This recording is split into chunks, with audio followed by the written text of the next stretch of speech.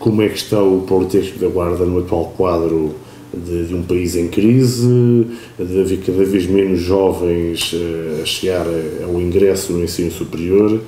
Como é que se pode, neste contexto, analisar a realidade, o momento do Politécnico da Guarda? Numa perspectiva interna, aquilo que podemos dizer é que o Politécnico está bem, que se recomenda. Está bem porque está bem dotado do ponto de vista científico e pedagógico ao nível das instalações, dos equipamentos, dos professores cada vez mais qualificados e, portanto, temos capacidades e qualidades para ministrar formação de qualidade. Vivemos, tal como as outras instituições, por outro lado, digamos, num cenário de crise nacional e internacional que evidentemente condiciona toda a nossa atividade. Condiciona-nos porque, condicionando as famílias, também condiciona os alunos que eventualmente estão dispostos a fazer formação superior e condiciona-nos, obviamente, naquilo que é o orçamento que o Instituto tem anualmente para fazer face às suas atividades e que nos obriga a ser muito contidos naquilo que são os nossos investimentos e algumas apostas que queríamos fazer e que não podemos fazer. Nesse sentido, como é que perspectiva o próximo ano letivo, em termos de procura, da oferta de serviços, de cursos? Não será muito diferente daquilo que foi este ano. Isto é, eu espero, pelo menos é essa a expectativa que temos, que em particular a área das engenharias continuará a ser 2012 um ano muito mau. O facto de se ter imposto a matemática e a físico-química como provas de ingresso obrigatórias vem reduzir, e, enfim, os primeiros números que são conhecidos, nomeadamente a taxa de aprovações na física e na matemática no ensino secundário, mostra claramente que o número de candidatos aprovados é muito inferior ao número de vagas e dos cursos que exigem estas provas. Chegamos à conclusão de que não temos candidatos para todas as vagas. Isto para dizer o quê? Que os politécnicos, em particular nós, na Guarda, mas todos os politécnicos do interior vão repetir provavelmente o mesmo cenário de 2011-2012, isto é, com muito poucos alunos nas engenharias, mas eu penso que este problema vai se alargar e estender a outras instituições que, enfim, noutros tempos, ou que viveram melhores tempos e, portanto, vão sentir também, de facto, os problemas que nós já sentimos. E, portanto, nessa perspectiva, aquilo que nós podemos dizer é que, se calhar, nós já estamos preparados para o choque, enquanto outros provavelmente não estão. Nós já nos adaptámos e já estamos preparados, já estamos à espera, digamos, de um ano novamente difícil. E em termos orçamentais, financeiros, como é que o Instituto vai elaborar o orçamento do próximo ano? Quais serão os critérios que vão nortear esse documento? Recebi há poucos minutos um mail do Secretário de Estado a comunicar a dotação do orçamento para 2013 e, de facto, temos uma redução de 5,3% naquilo que é o orçamento de funcionamento. Não sei se, enfim, por que motivo, ainda não percebi, deram-nos, digamos, ou pelo menos propõem-nos dar-nos um pequeno bombom, que é uma dotação de 200 mil euros para investimento, isto é, para o PIDAC, mas eu, enfim, já estou um pouco escaldado, porque o ano passado também nos deram e depois não nos transferiram, e, portanto, vêm-nos agora a dizer que, de facto, nos vão dar também para o próximo ano 200 mil euros. Vamos ver, oxalá que sim, e se assim for, enfim, a redução já não é tão grande quanto, pelo menos era aquilo que estávamos à espera. Mas certamente será um ano novamente difícil, mas também, enfim, é preciso termos e transmitirmos alguma confiança, em particular para os nossos professores, para os nossos funcionários. Com dificuldade nós conseguiríamos atravessar 2013 porque andámos estes anos a ser muito comedidos naquilo que são as nossas despesas e conseguimos gerar um saldo que nos permite, pelo menos em 2013, fazer face a esta redução do orçamento. Já pode referir o valor do orçamento para 2013? 9,1 milhões, mais 200 mil euros de investimento. E essa redução de 5% vai implicar, obviamente, alterações na gestão da casa, entre aspas. Por onde é que vai começar? O que é que vai fazer com isso? Também já se pode saber.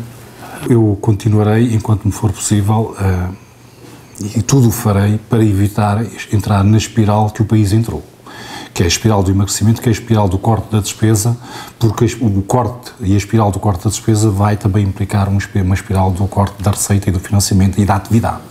Isto para dizer o quê?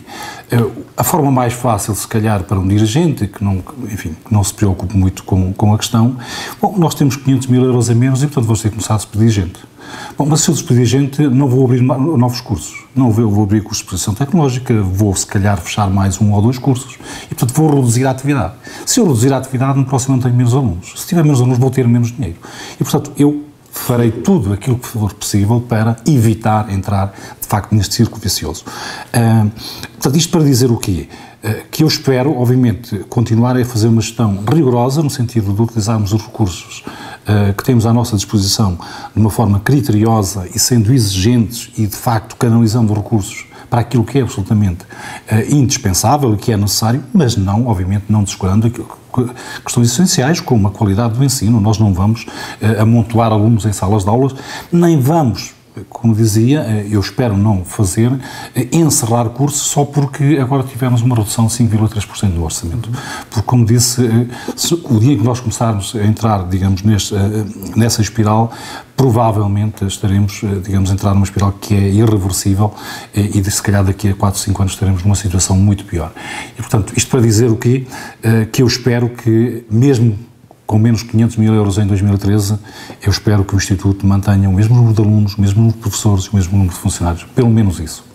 Portanto, fez um ajustamento no número de vagas. É esse contexto, tentar ajustar a ter uma noção mais próxima da realidade, em vez de fazer uma grande oferta para depois o mercado ser reduzido? Claro, como lhe disse, e esse é o exemplo de que nós não precisamos de estar à espera e não precisamos de estar à espera de saber a dotação do orçamento para 2013 para tomarmos medidas de racionalização que nos permitem enfrentar 2013 sem grandes choques. Quando, obviamente, nós decidimos reduzir as vagas dos cursos pós-laborais e começar a descontinuar os cursos pós-laborais, evidentemente, também não esquecemos que isso era um imperativo por força de cada vez menos recursos. E, portanto, essa já foi uma decisão anterior, ou seja, foi tomada porque entendemos que, de um ponto de vista racional, já não temos procura suficiente que justifique a manutenção de um curso a funcionar com um regime diurno e um regime noturno. E, portanto, isto significa também o quê? Que, certamente, as nossas despesas com o pessoal vão baixar. E, portanto, isto é uma forma de, como disse, sem estar a despedir, obviamente, espero eu, professores.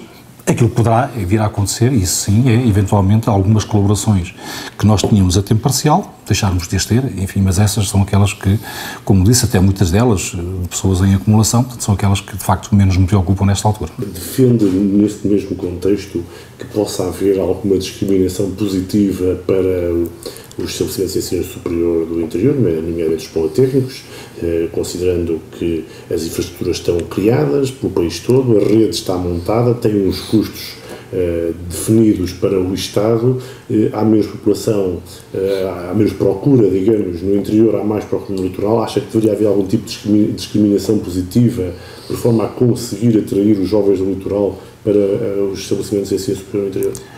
É uma questão de política de desenvolvimento de um país.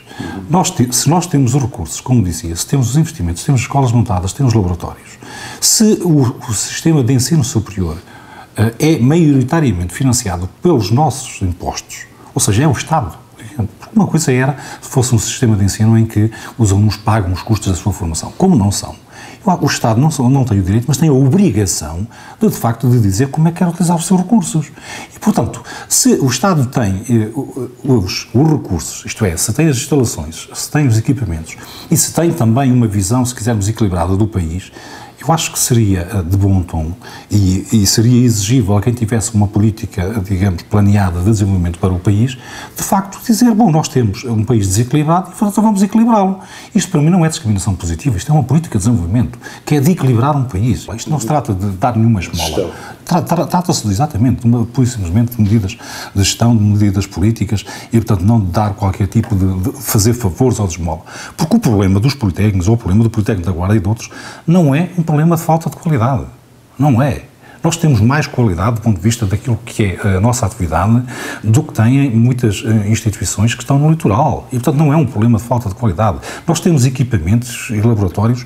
Há equipamentos que nós temos em algumas áreas que não há nenhuma universidade que tenha no país e que nós estamos a fazer prestações de serviço a empresas que ninguém no país faz. E, portanto, esta é uma realidade. Agora, evidentemente que a outra realidade é essa que sim é mais visível.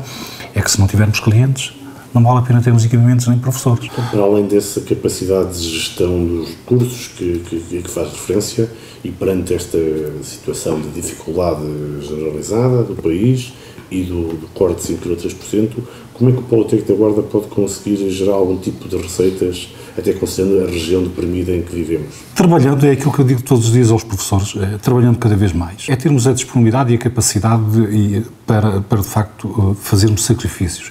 Eu sei que é difícil dizer às pessoas que de ano para ano vão receber cada vez menos e vão ter que trabalhar cada vez mais, mas é esta a realidade com que nós vamos enfrentar.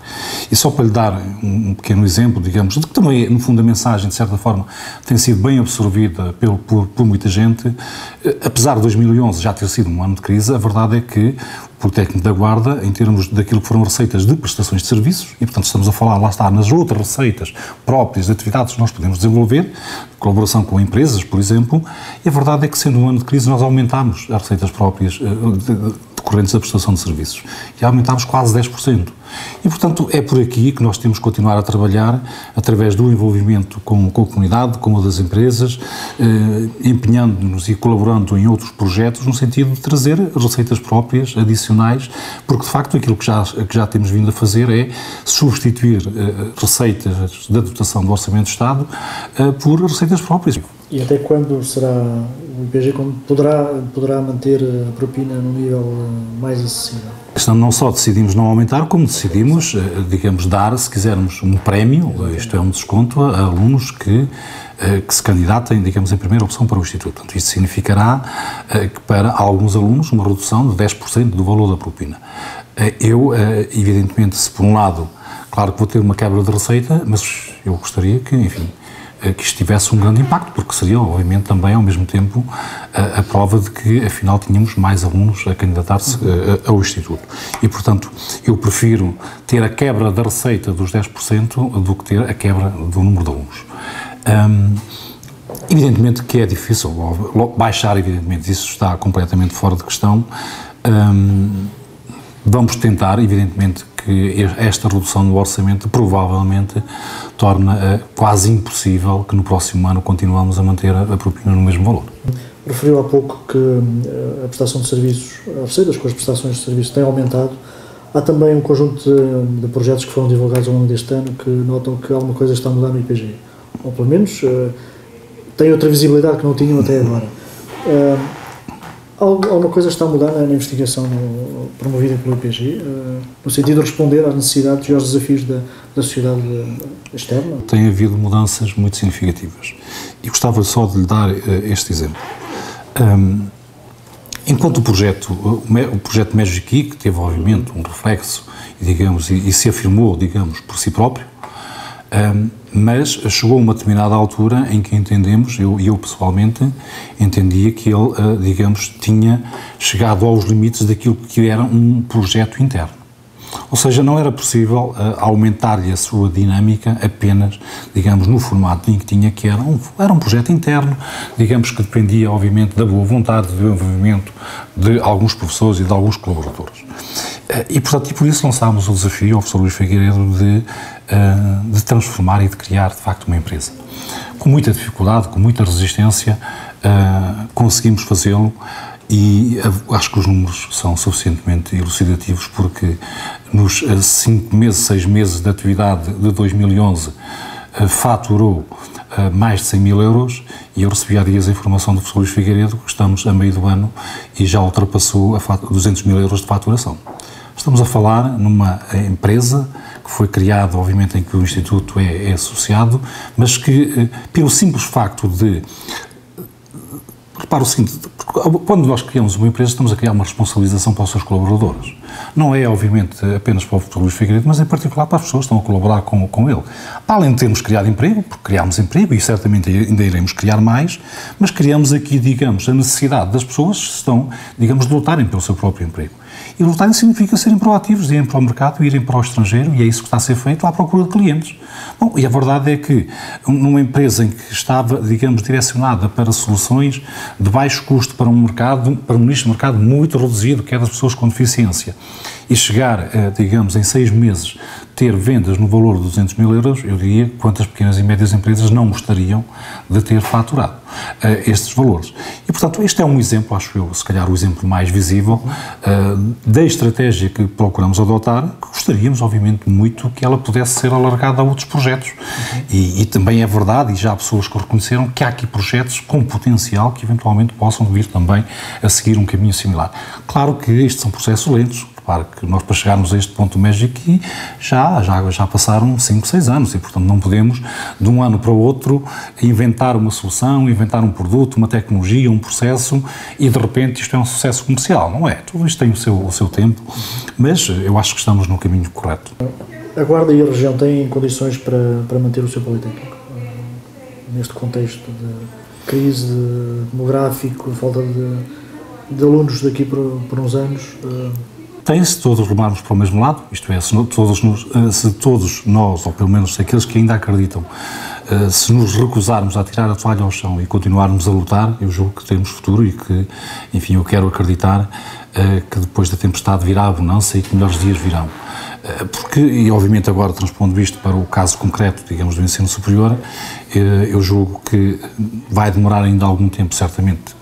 Temos um problema da crise, mas há um problema também, como disse, demográfico, mas há, repara o seguinte, um problema do ensino superior vive também muito e, sobretudo, de um elevadíssimo insucesso escolar e abandono escolar no ensino secundário.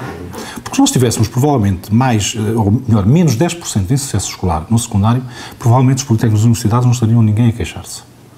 E, portanto, apesar de tudo, apesar de todas estas dificuldades, há ainda condições, digamos, para acreditarmos que ainda podemos ter futuro, enfim, um futuro minimamente risonho. Eu, enfim, volto aqui a repetir aquilo que já disse por várias vezes. O primeiro ou segundo ano que eu estive como diretor da Escola de Tecnologia e Gestão, eu recordo-me que o curso de Gestão teve 0 alunos durante 2 anos consecutivos. 0 alunos novos. E, portanto, já passaram 10 anos e continuamos cá e o curso está vivo, continua com alunos e, portanto, não podemos ser derrotistas e pensar que, enfim, à primeira adversidade que tudo isto se vai desmoronar.